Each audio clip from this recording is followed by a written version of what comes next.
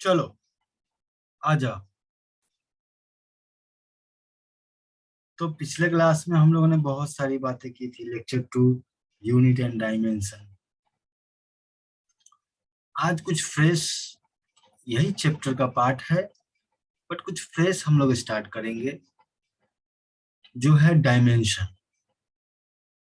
ठीक है, तो सेटअप कर लो अपने आप को, बैठ जाओ और ध्यान लगाओ और स्टार्ट करो। ठीक है, चलो। तो डायमेंशन क्या होता है? डायमेंशन, इसके बारे में चर्चा करेंगे, बहुत बढ़िया तरीके से करेंगे। तो यूनिट, मैग्नीट्यूड, डायमेंशन। यूनिट तो हम लोगों ने जान गया। अरे फिजिक्स की दुनिया में नाम देना ही तो यूनिट है। फोर्स को न्यूटन के नाम से जाना पहचाना गया, लेंथ को मीटर के नाम से जाना पहचाना गया, वेलोसिटी को मीटर पर सेकेंड से, और मैग्नीट्यूड तो देते जाओ जितना देना है, 5, 6, 8, 9, 10।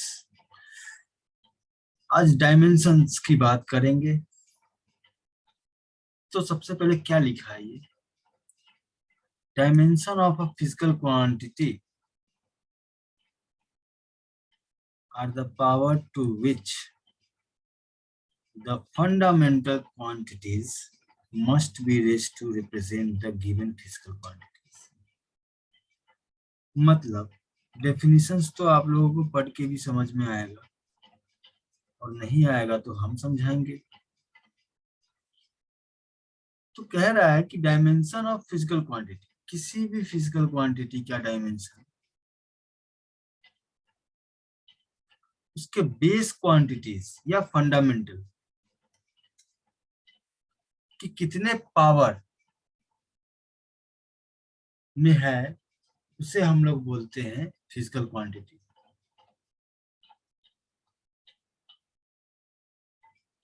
ठीक है, स्लोली स्लोली एग्जाम्पल देख लो। डेंसिटी क्या है? एक फिजिकल क्वांटिटी है। हाँ सर, बिल्कुल एक फिजिकल क्वांटिटी है ये। उसका फार्मूला क्या होता है? Mass upon volume. अब मास जो है वो मेरा फंडामेंटल है, वॉल्यूम जो है ये फंडामेंटल नहीं है। वॉल्यूम कैसी क्वांटिटी है? अरे डिराइव्ड हो गया ना। हाँ सर, बिल्कुल डिराइव्ड है। फंडामेंटल तो साथ है ना, याद कर लो। तो क्या बोला गया है कि फंडामेंटल क्वांटिटीज के पावर में अगर एक्सप्रेस कर सके है तो सबको तो कर लो, तो उस चीज को हम डायमेंशंस का नाम देंगे। कितना पावर फंडामेंटल क्वांटिटीज के कितने पावर पे वो आता है, उसको एक्सप्रेस किया जाए, उसी को तो डायमेंशंस बोला गया है। तो डेंसिटी हमारा फिजिकल क्वांटिटी है जो मास अपॉन वॉल्यूम होता है। मास तो मेरा फंडामेंटल क्वांटिटीज है, इसको छेड़ना नहीं है। और वॉल्यूम मेरा फंडामेंटल नहीं है, तो वॉल्यूम को हम फंडामेंटल में बदलेंगे। तो मास को मास ही रहने दिया और वॉल्यूम को लेंथ का क्यूब किया। अब देखो डेंसिटी जो है ना, वो फंडामेंटल क्वांटिटीज के कॉम्बिनेशंस में हमने एक्सप्रेस कर लिया। तो डेंसिटी को लिखा मैंने मास इंटू लेंथ, ऊपर गया तो -3 आ जाएगा। तो क्या बोला गया कि डायमेंशन ऑफ डेंसिटी आर 1 इन मास। देखो इसके पावर 1 है ना, एंड -3 इन लेंथ। ठीक है,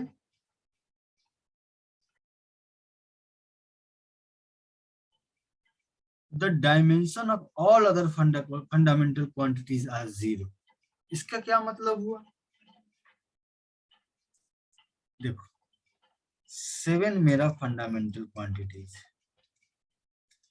जिसमें से डेंसिटी जो है वो मास पे और लेंथ पे डिपेंड करता है। तो मास के पावर 1 है और लेंथ के पावर -3 है। ये बात तो समझ में आई कि सर डायमेंशन जो हुआ ना वो मास में 1 है और लेंथ में -3 है।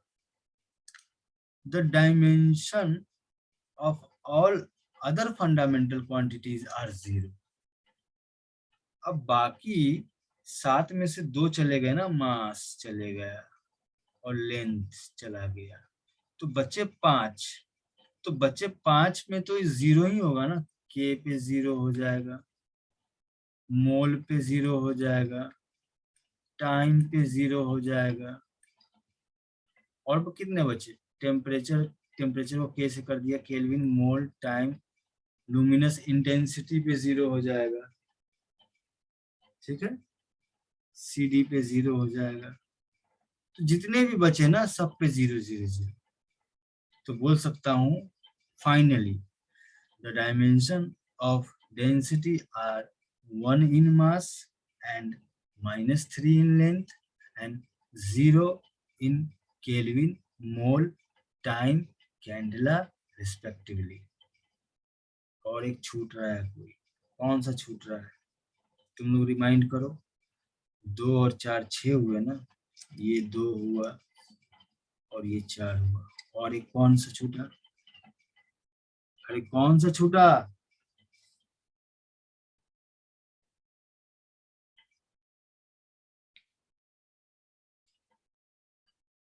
करंट छूटा। तो करंट एम्पियर पे 0, ठीक है। यही तो है डेंसिटी का। मैंने एक एग्जांपल लिया है।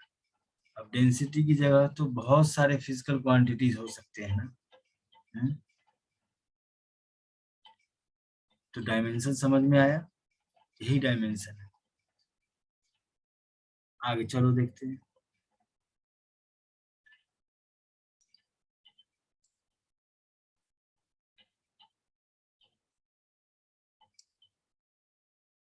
For convenience, the fundamental quantities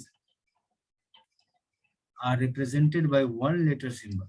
convenience के लिए ना, बार बार हम लोग टाइम को टाइम नहीं लिखेंगे, मास को मास नहीं लिखेंगे, कैंडला को कैंडला नहीं लिखेंगे, तो लेटर से सिंबल लिखेंगे ना, लेटर सिंबल लिखेंगे। Generally mass is denoted by m, length को L से, टाइम को T से, इलेक्ट्रिक करंट को A से, थर्मोडायनामिक टेम्परेचर को K से, अमाउंट ऑफ सब्सटेंस को मोल से, एंड लुमिनस ऑफ इंटेंसिटी को CD से, ठीक है। तो अगर मैं डेंसिटी का लिखूं तो क्या लिखूंगा मैं? डेंसिटी का लिखूंगा ना, डेंसिटी का डायमेंशंस क्या लिखूंगा मैं? मास ना लिख के m पे 1, लेंथ ना लिख के L पे -3, T पे 0, और जितने भी 0 हैं और इसको क्लोज ब्रैकेट से बंद करना है, ठीक। स्लोली स्लोली एम को टारगेट करते जाना है, स्लोली स्लोली, ठीक। The physical quantity that is expressed in terms of base quantities is enclosed in square bracket। मैंने अभी बताया स्क्वायर ब्रैकेट से बंद करना है, रूल है, बनाया गया है कि करना है तो करना है, ठीक है। अच्छा, अब साइन थीटा हुआ, कॉस थीटा हुआ, टेन थीटा हुआ, e⁻x हुआ, ये सब क्या है? ये सारे के सारे मैथमेटिकल एक्सप्रेशन है। तो मैथमेटिकल एक्सप्रेशन है तो इन सब का डायमेंशंस ना 0 होता है। ये थोड़ी ना फिजिकल क्वांटिटीज है ना, ये फिजिकल क्वांटिटीज नहीं है,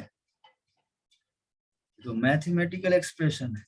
तो इसका डायमेंशन क्या मास में 0 हो जाएगा, लेंथ में 0, टाइम में 0, तीन ही लिखते हैं, बाकी में भी 0 लिख लो, एम्पियर में 0, सीडी में 0, केल्विन में 0, 3 3 6, हमेशा एक गायब हो जाता, अब कौन सा बचा? अरे कौन सा बचा? मोल में 0, ये लिख लो, पूरा 0 कर दो, 0 0 0 0 0, ठीक है। तो डेंसिटी का मैंने बताया है, अब कुछ प्रैक्टिस कर लेते हैं, क्या क्या बोलते, प्रैक्टिस करते हैं ना? चलो आ जाओ प्रैक्टिस करते हैं। तो डिस्प्लेसमेंट, सबसे पहले डिस्प्लेसमेंट भी एक फिजिकल क्वांटिटी, तो डिस्प्लेसमेंट होता क्या है? लेंथ। अरे डिस्प्लेसमेंट लेंथ होता है ना, शॉर्टेज डिस्टेंस, आप यहां से यहां जाओ, ये पॉइंट ए है मेरा सोर्स, और ये डेस्टिनेशन, यहाँ पहुंचना है। अब यहाँ पहुंचने के रास्ते बहुत सारे हैं, लेकिन सबसे छोटा रास्ता यही है, और जो सबसे छोटा रास्ता होता है उस रास्ते को हम डिस्प्लेसमेंट बोलते हैं। आपके जानकारी के लिए मैं बताया हूँ, ऐसे कोई अभी खास जरूरी नहीं था, ठीक है। तो डिस्प्लेसमेंट हमारा लेंथ ही होता है, तो लेंथ लेंथ तो मेरा फंडामेंटल क्वांटिटीज ही होता है, उसको रिप्रेजेंट किससे करते हैं? एल से करते हैं।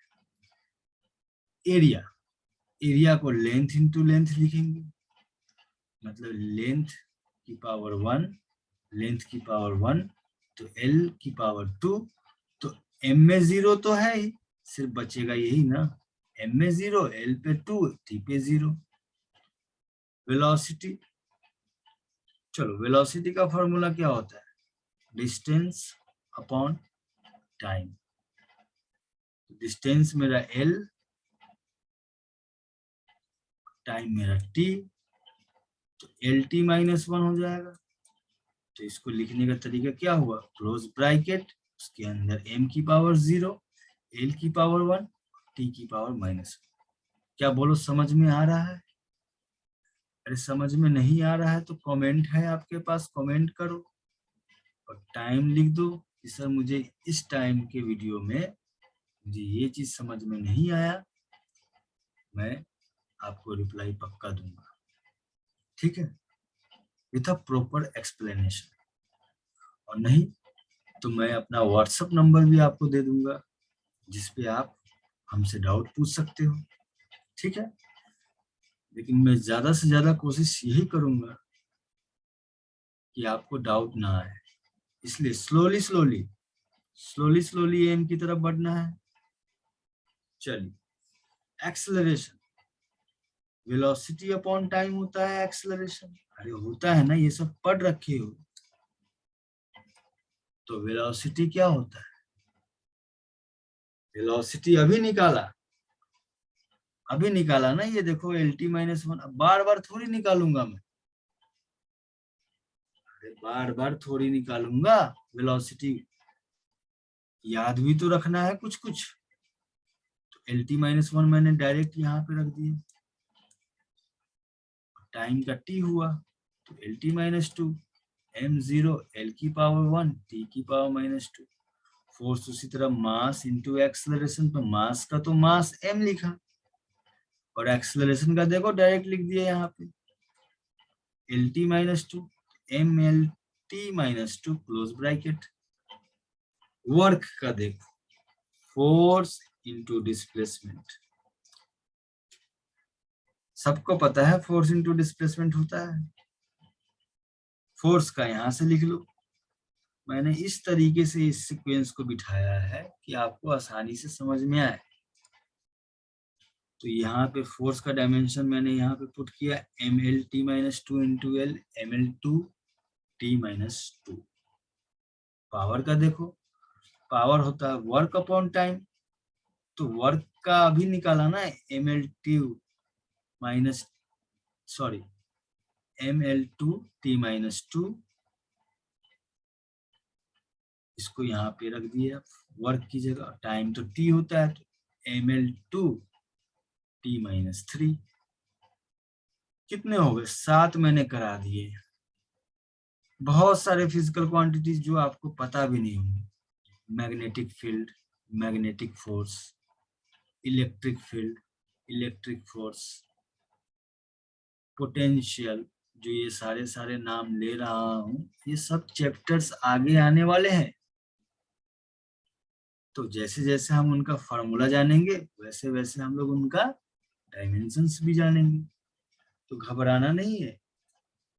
ये चैप्टर आपका थ्रू आउट 11th और 12th की तरह चलेगा, बहुत आसान है ये, ठीक है। चलो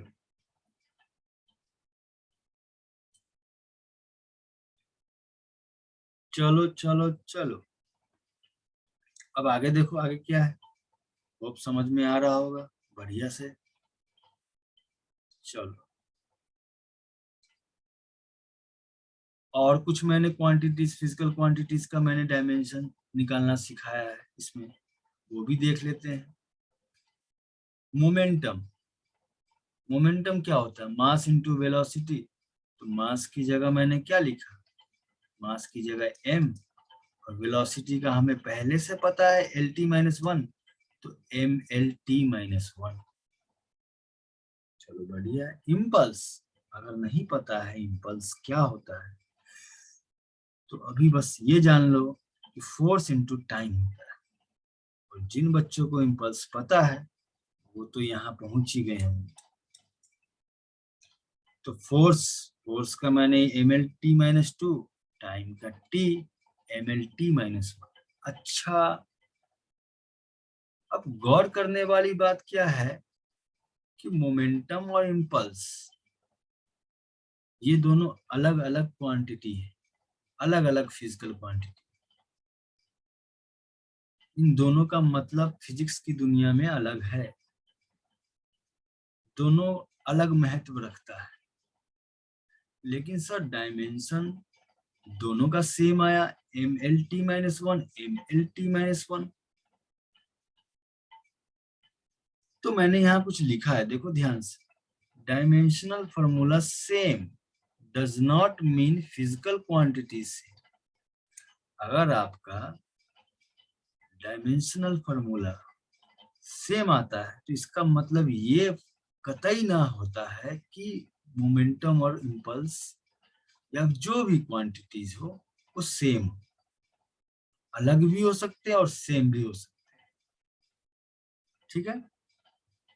चलो, प्रेशर, प्रेशर सबको पता है, फोर्स अपॉन एरिया, फोर्स का mLT-2, area length into length L², solve करो ml-1 t-2। Kinetic energy half mass into velocity का स्क्वायर, तो मास की जगह, अच्छा ये क्या है, ये है क्या, ये मैथमेटिकल क्वांटिटी है ना, इसका तो डायमेंशन 0 होगा ना। अगर इसका डायमेंशन लिखोगे तो क्या लिखोगे, m0 l0 t0 cd0 a0 मोल 0 k0। तो सब ये m की पावर 0 1 1 1 1 1 1 1 1, इसका कोई मतलब नहीं है, 0 0 0 0। तो बचा क्या, मास का m, वेलोसिटी का LT-1, और इसका स्क्वायर है तो स्क्वायर कर दो, सॉल्व करो, ये आंसर पाओ। पोटेंशियल एनर्जी, पोटेंशियल एनर्जी क्या होता है, फोर्स इनटू डिस्टेंस या फिर mgh। mg मेरा क्या है, mg मेरा फोर्स ही तो है, ग्रेविटी फोर्स है, और h मेरा क्या है, डिस्टेंस। इसका निकालोगे तो m मास की जगह m, g जो है मेरा वो एक्सेलरेशन है ना, तो इसका यूनिट क्या होता है, मीटर पर सेकेंड स्क्वायर। तो मीटर को मैंने लेंथ लिखा और सेकेंड को t-2 लिखा, तो एक्सेलरेशन का वैसे भी LT-2 ही आना चाहिए ना। और h क्या है मेरा, लेंथ है, तो लेंथ लिख लिया। सॉल्व करोगे ये आएगा।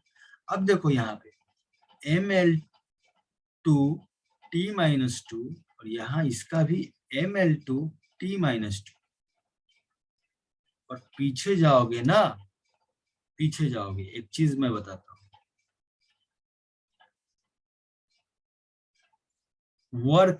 वर्क का भी देखो तो ml2, देखो देखो देखो, ml2 t-2 है। तो मतलब जितने भी टाइप्स के एनर्जी होंगे ना, चाहे वो वर्क हो, चाहे वो पोटेंशियल एनर्जी हो,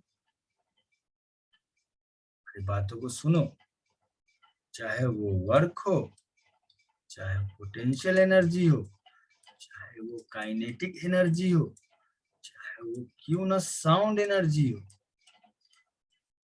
क्यों ना हीट एनर्जी हो, किसी भी तरीके का एनर्जी हो, उसका डायमेंशन हमेशा ml2 t-2 होगा। ठीक है, क्योंकि एनर्जी है ना, बस अलग अलग फॉर्म की एनर्जी है। वो काइनेटिक एनर्जी था, वो पोटेंशियल है, वो साउंड है, तो वो हीट है तो आखिर एनर्जी। तो एनर्जी का डायमेंशन आना क्या चाहिए, ml2 t-2। ठीक है, अब आगे आ जाओ। Some dimensional list will be provided. Some dimensional list will be provided. अब आप इंटरनेट की दुनिया है भाई, इंटरनेट पे आप सर्च करोगे ना तो आराम से आपको 50-60 डायमेंशनल फॉर्मूला मिल जाएगा। बट आप उसको देखोगे ना, आप उसको देखोगे या समझोगे तो समझ में नहीं आएगा। ये इतना तो समझ में आएगा क्योंकि आपको ये जाना पहचाना है, अरे प्रेशर, अरे मोमेंटम, अरे वर्क, ये सब तो आपका जाना पहचाना है, उसका फॉर्मूला भी आपको पता है, तो आप आराम से उसका डायमेंशनल फॉर्मूला निकाल लोगे। लेकिन जो जाना पहचाना नहीं है, जिसके बारे में कभी सुना नहीं है, जिसके बारे में ना कभी आभास हुआ है हमें, जैसे इलेक्ट्रिकल एनर्जी, जैसे कि मैग्नेटिक फील्ड, जैसे कि मैग्नेटिक फोर्स, इस तरह की फिजिकल क्वांटिटीज का हम लोग जब पढ़ेंगे, उसके फॉर्मूले क्यों जानेंगे, तो हम निकाल पाएंगे ना।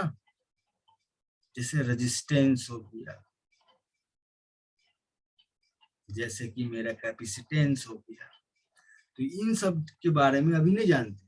बस लिस्ट को आप इंटरनेट पे आप देखो, उनको समझो, उनमें से आपको कुछ मिल जाएगा जाना पहचाना तो आप बना लेना, नहीं मिला तो कोई दिक्कत नहीं, कोई टेंशन नहीं, जैसे जैसे पढ़ेंगे वैसे वैसे हम लोग सीख जाएंगे। ठीक है, और ये मेरा व्हाट्सएप नंबर है, लिख लो। अगर किसी को चाहिए डायमेंशनल लिस्ट का फॉर्मूला तो मुझे मैसेज कर सकता है, वैसे जरूरत तो नहीं पड़ेगी।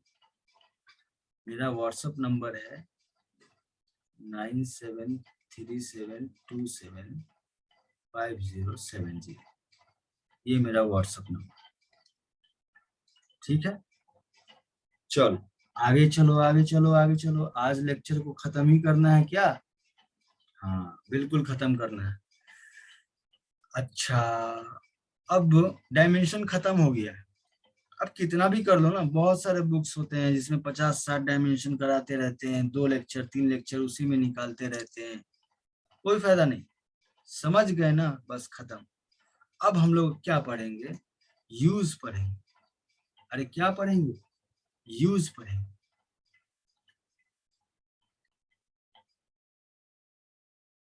चलो तो आ जाओ, पढ़ते हैं। थोड़ा और आगे हम लोग स्लोली स्लोली बढ़ते जाते हैं, कछुए की चाल। ठीक है,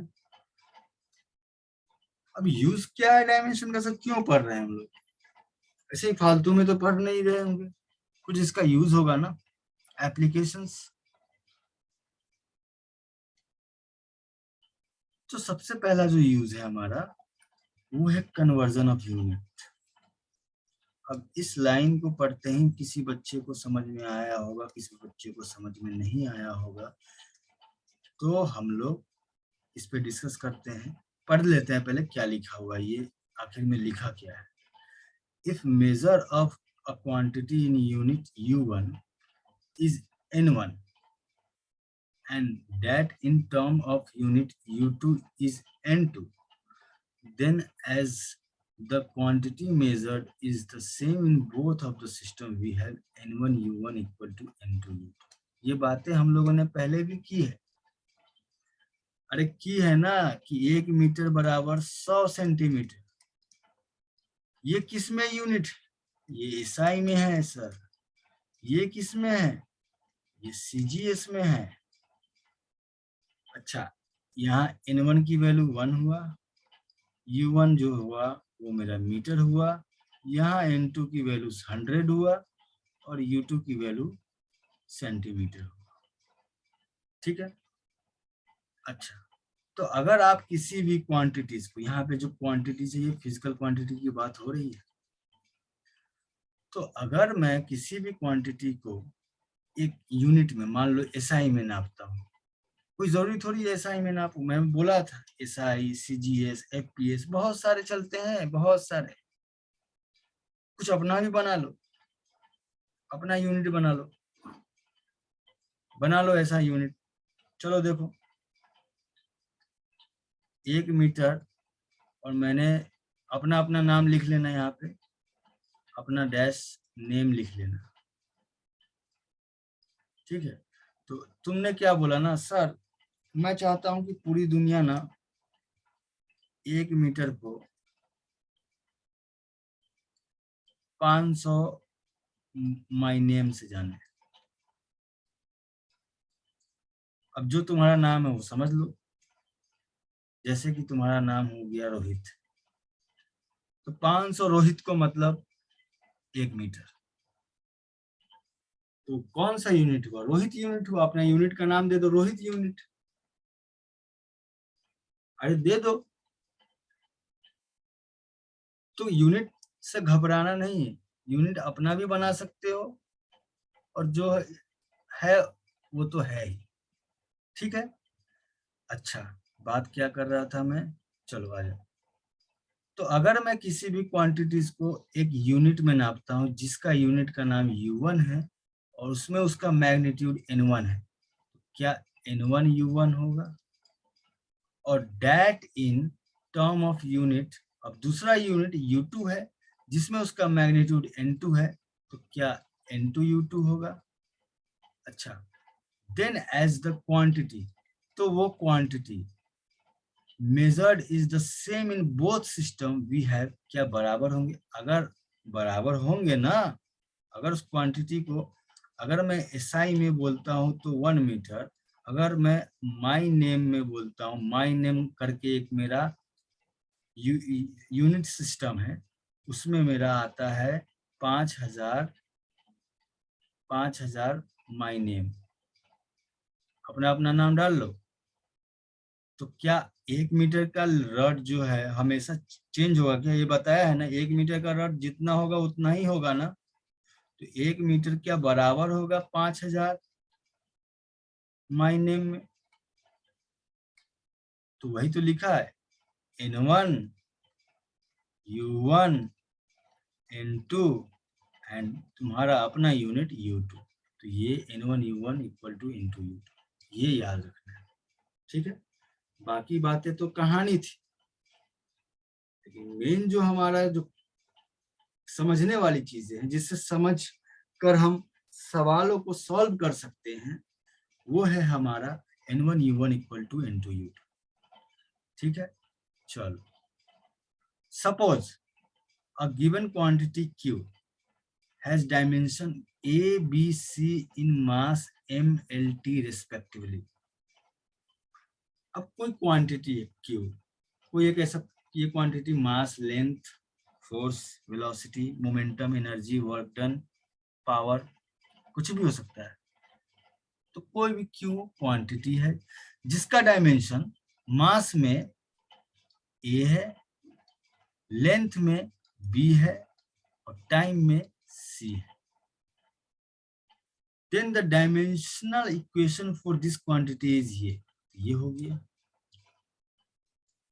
तो क्या मैं q equal to n1 m1 a l1 b t l की पावर b t1 c लिख सकता हूँ। n1 ये हो गया और ये यूनिट हो गया, यूनिट डायमेंशन हो गया।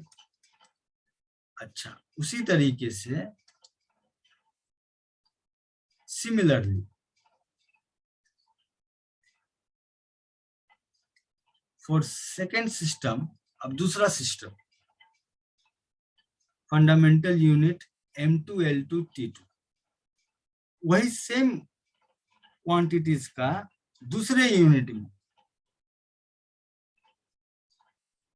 m2 की पावर a है, l2 की पावर b है।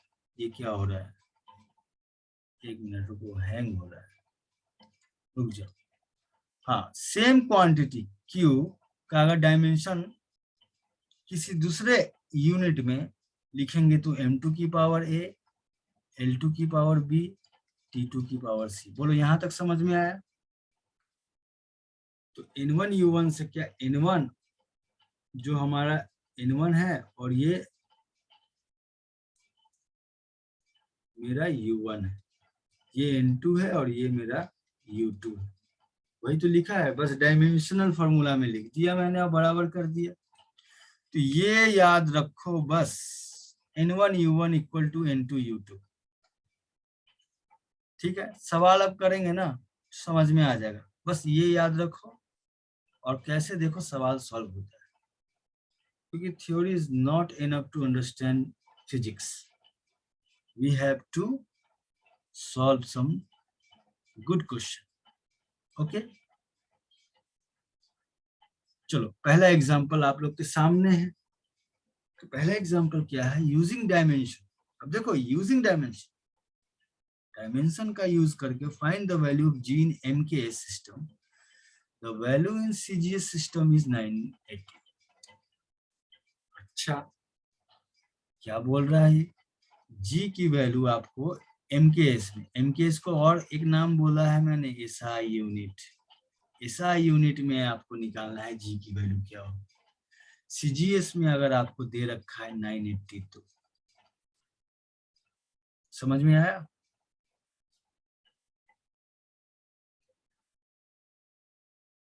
सबसे पहले क्या करो ना, जिस फिजिकल क्वांटिटीज की बात कर रहा है, किस क्वांटिटीज की बात कर रहा है, जी मेरा है क्या, एक्सेलरेशन ड्यू टू ग्रेविटी। उसका सबसे पहले आंख बंद कर कर डायमेंशनल फॉर्मूला लिख लो।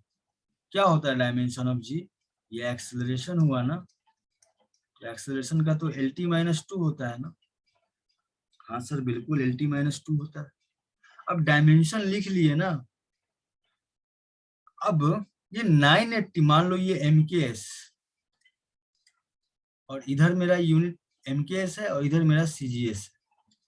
तो क्या N1 MKS और N2 CGS ये दोनों बराबर होने चाहिए? हाँ सर बिल्कुल बराबर होने चाहिए। तो पूछा क्या है, value of G in MKS, मतलब N1 पूछा है,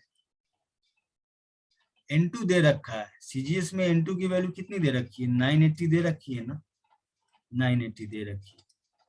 वही किया मैंने, N1 ये मेरा मैंने उल्टा लिखा है, इस साइड मैंने MKS लिखा है और इस साइड मैंने CGS लिखा है। सवाल कैसे भी सॉल्व कर लो यार। चलो, तो CGS और ये मेरा MKS, CGS में M1A L1B T1C is equal to N2 M2B L2B T2C।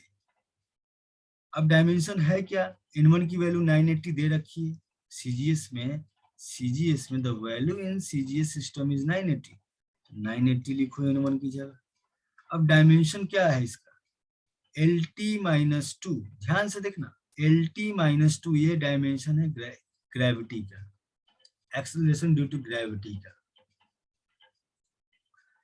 तो इसमें देखो तो मास में तो डायमेंशन 0 है ना, तो सीजीएस में मास को क्या बोलते हैं? ग्राम बोलते हैं। ध्यान से यहाँ पे समझना। तो ग्राम में 0, सीजीएस में लेंथ को सेंटीमीटर में 1, देखो लेंथ 1 है ना, और सेकेंड की पावर -2 है, टी की पावर -2 है, सेकेंड की power -2 is equal to n2 तो मुझे निकालना है ना। अब ये एमके सिस्टम है, एमकेएस में मास को किलोग्राम की पावर 0, मास में 0 है ना, तो मास को किलोग्राम की पावर 0, मीटर की पावर 1, सेकेंड की पावर -2। अब 980 ग्राम तो गया ना, सेंटीमीटर की पावर 1 तो सेंटीमीटर, सेकेंड की power -2 is equal to n2 into kilogram को आप सीजीएस में बदल दो ना, किलोग्राम को आप सीजीएस में बदल दो। अरे बदल सकते हैं ना? हाँ सर बिल्कुल बदल सकते हैं। तो क्या किया मैंने, देखना ध्यान से, 980 इंटू इधर सेंटीमीटर इंटू सेकेंड का -2 इज इक्वल टू n2 निकालना है मेरे को। तो n2 इंटू किलोग्राम, किलोग्राम की पावर 0 तो ये 1 ही हो गया, मीटर की पावर 1 तो 1 मीटर में कितना, 100 सेंटीमीटर। ऐसा क्यों कर रहे हैं, सेकेंड की पावर, ताकि ये सेंटीमीटर को मार दे, ये इसको मार दे। तो बचा क्या, 980 is equal to n2 into 100, n2 equal to 9.8। क्या सबको पता है कि जी की वैल्यू 9.8 होती है एमकेएस में? हाँ सर बिल्कुल 9.8 होती है। तो आ गया आंसर। वैल्यू पूछा है, वैल्यू पूछा है। डायमेंशंस क्या है, L2 माइनस LT -2 है। तो L की जगह ये जो वैल्यू आई ये SI में आई ना, मतलब MKS में आई। तो यूनिट अगर लगाना चाहो इसके आगे तो LT -2, L की जगह मीटर, T की जगह सेकेंड -2 मीटर पर सेकेंड स्क्वायर। ठीक है, स्लोली जो पहली बार पढ़ रहे होंगे उनको अच्छा लग रहा होगा, जो दूसरी बार पढ़ रहे होंगे उनको भी थोड़ा थोड़ा अच्छा लग रहा होगा, और जो 13 वाले होंगे ना, जो तीसरी बार पढ़ रहे होंगे, वो ये वीडियो स्किप कर सकते। क्यों? ऐसा मान कर चलता हूं मैं कि 13 वाले को ये सब चीजें पता होती है। तो ये मेरा मकसद है ये वीडियो बनाने का, कि मैं नए बच्चों को सिखाऊं। ठीक है, उसके बाद जिनको ना आता हो उनको सिखाओ।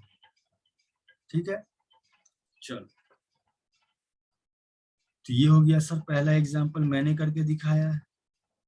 क्या करना है, जिस भी क्वांटिटीज का पूछा गया है उसका पहले डायमेंशनल फॉर्मूला लिख लो, फिर n1u1 इक्वल टू n2u2 लगा लो। कुछ वैल्यू दी होगी, कुछ वैल्यू निकालनी होगी, आपको बनाना है।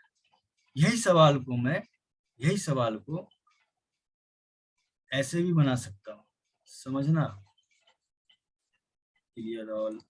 चलो कैसे बना सकता हूँ सर, देखो कुछ नहीं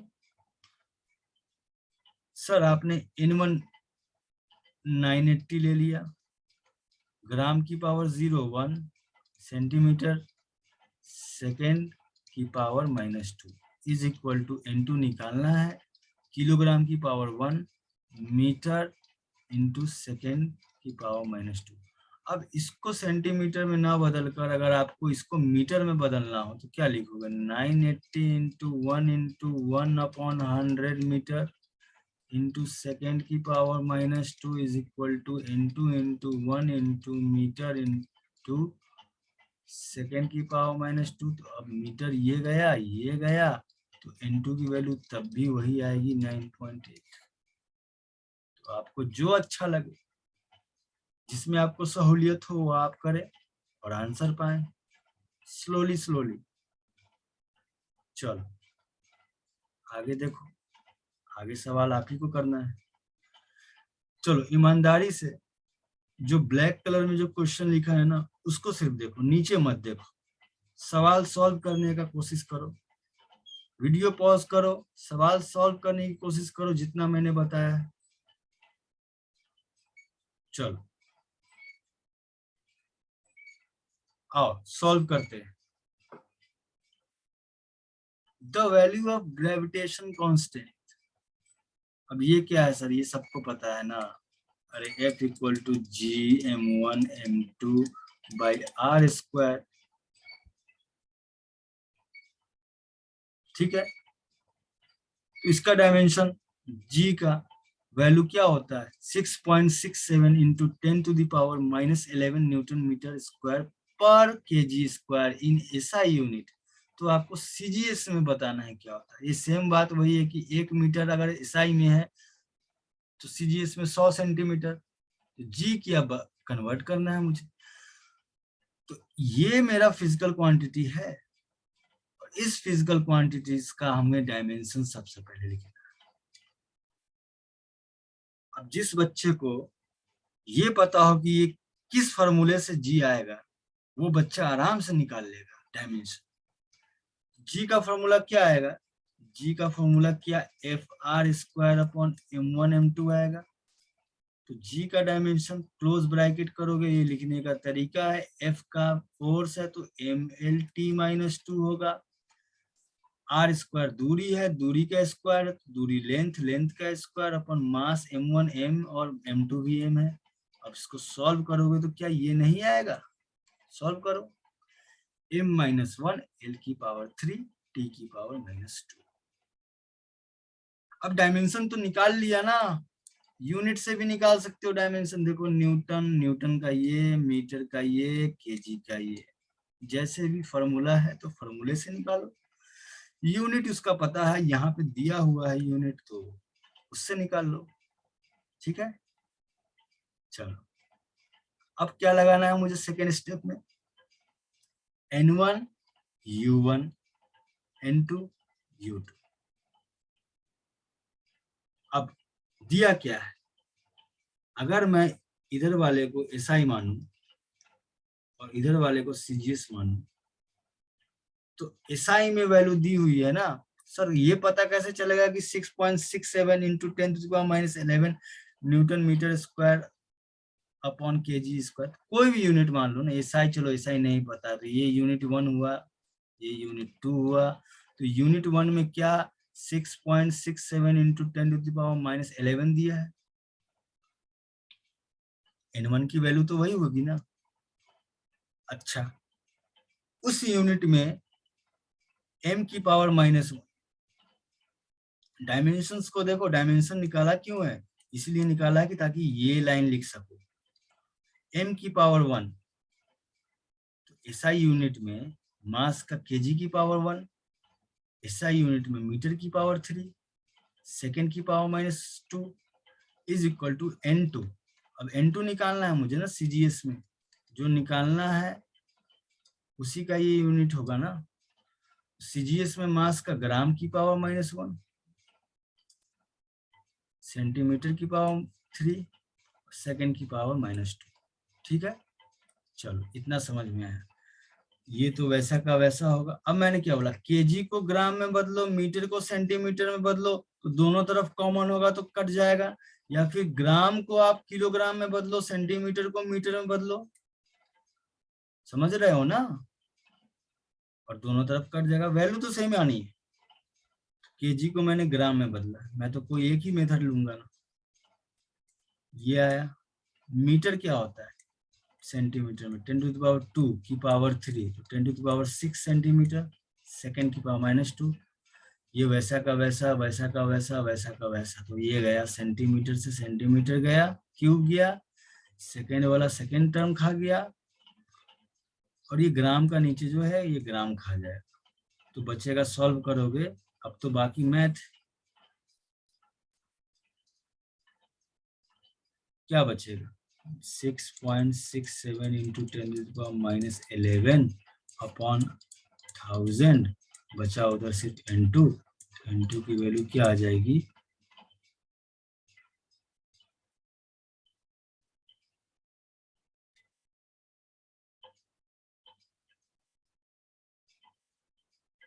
क्या आ जाएगी,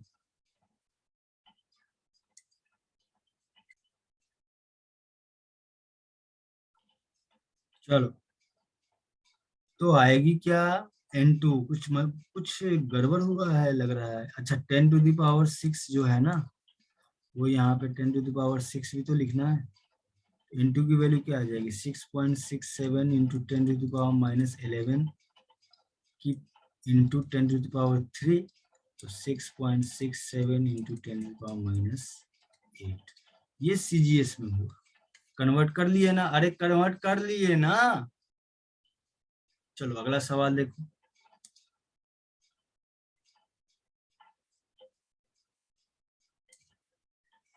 1 न्यूटन एसआई में, तो सीजीएस में क्या होगा, सिंपल। 1 न्यूटन अब पहचानना है, हमेशा फोर्स नहीं होगा दिया हुआ।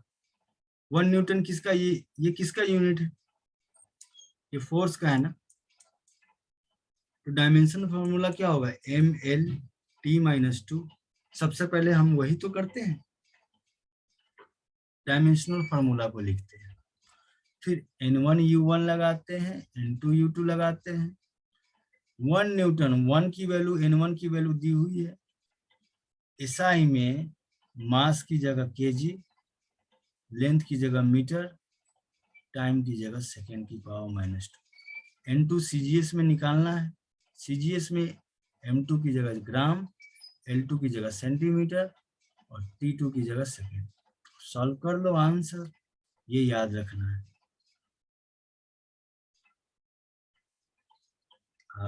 ठीक है, 1 न्यूटन इक्वल टू 10⁵ डायन।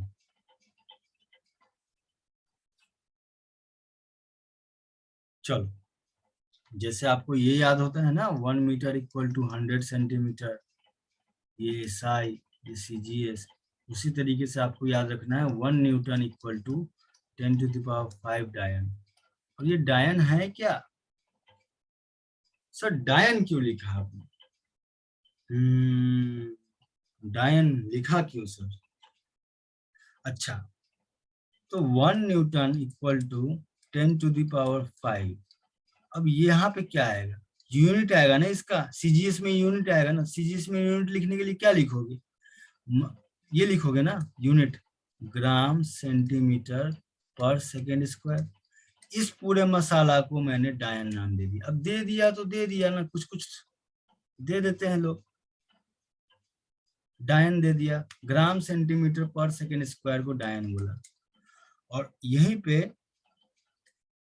किलोग्राम मीटर पर सेकेंड को स्क्वायर को न्यूटन बोला गया। समझो बात को, इस पूरे मसाला को न्यूटन बोला, इस पूरे मसाला को डायन बोला। तो बस इंटर रिलेटेड है, सब इंटरलिंक्ड। ठीक है, चलो अगला सवाल करते हैं।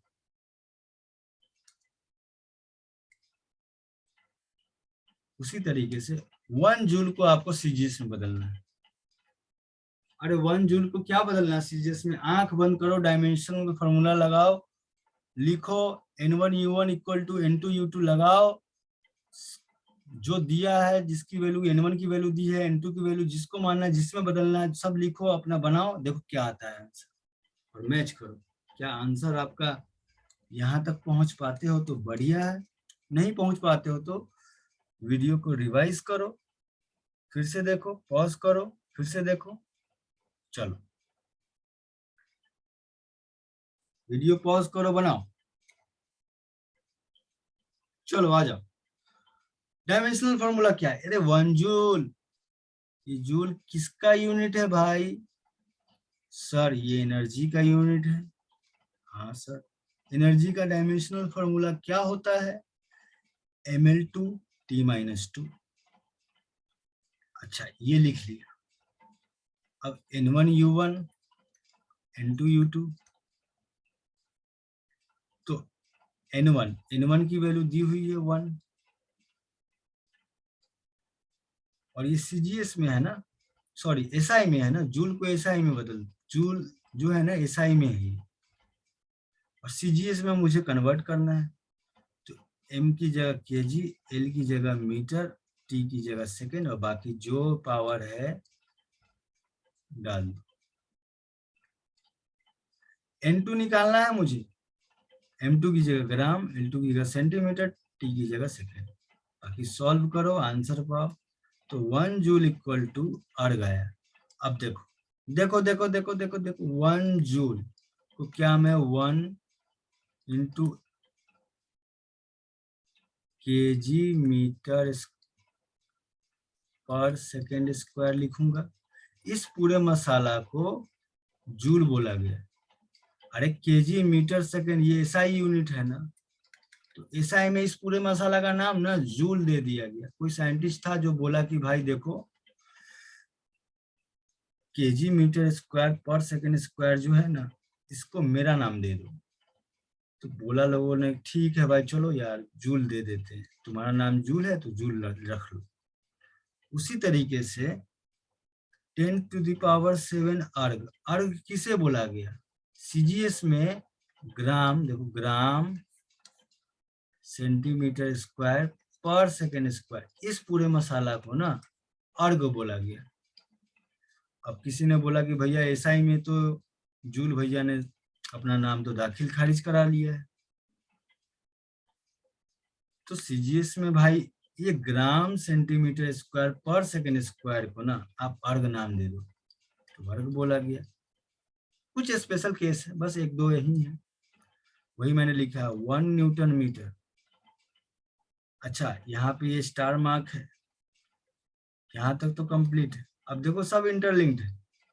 1 न्यूटन मीटर, अरे न्यूटन मीटर मतलब क्या, जूल ही तो होगा ना, तो न्यूटन को क्या लिखोगे, डायन लिखोगे सीजीएस में, और मीटर को क्या लिखोगे, सेंटीमीटर। तो ऐसा भी मतलब एनर्जी को लिखने का कितने तरीके हो गए, kg metre square second square लिखो तब भी ये जूल कहलाएगा, ग्राम सेंटीमीटर पर सेकेंड स्क्वायर लिखोगे तो ये अर्ग कहलाएगा, न्यूटन मीटर लिखोगे तो भी ये एनर्जी का होगा यूनिट, और डायन सेंटीमीटर लिखोगे तब भी ये यूनिट किसका होगा, अरे बोलो, एनर्जी का होगा। तो न्यूटन की जगह ये लिख लो, न्यूटन मीटर को सॉल्व करोगे तो ये आएगा, डायन सेंटीमीटर को सॉल्व करोगे तो ये आएगा। ठीक है, सब लिंक्ड है ना। चलो फिर से एक बार समझाता हूँ, यहाँ पे बच्चे को कठिनाई होगी ये वाले में। फोर्स क्या होता है, सॉरी वर्क क्या होता है, फोर्स इनटू डिस्प्लेसमेंट। अब इसको एसआई में लिखोगे फोर्स को तो न्यूटन लिखोगे, और डिस्प्लेसमेंट को सिर्फ मीटर रहने दो। उसी तरीके से अगर सीजीएस में लिखना है तो फोर्स का यूनिट सीजीएस में डायन और मीटर का सेंटीमीटर, तो ये सीजीएस में हो गया। और ज्यादा खोल के धागा खोलना है ना, इसके अंदर का धागा खोलना है। नहीं सर मैं न्यूटन नहीं लिखूंगा, मैं न्यूटन को और एक्सप्रेस करूंगा। तो न्यूटन को और क्या लिख सकते हो, केजी मीटर पर सेकेंड स्क्वायर, और पहले से मीटर है तो मीटर, तो क्या बन जाएगा, kg metre square upon second square. Dyne को सर और धागा खोलना है मुझे, तो क्या लिखोगे, gram centimetre upon second square, और 1 सेंटीमीटर और है सेंटीमीटर, तो gram centimetre square second square. ठीक है, चलो आगे आ जाओ। अब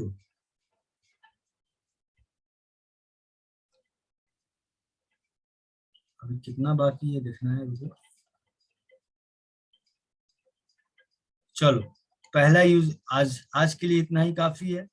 पहला यूज जो हम लोगों ने डायमेंशन का पढ़ा वो क्या पढ़ा, कन्वर्जन ऑफ यूनिट पढ़ा। अभी बाकी है 2-4 और है, तो आज के लिए इतना ही, फिर मिलते हैं अगले टाइम। आज के लिए धन्यवाद।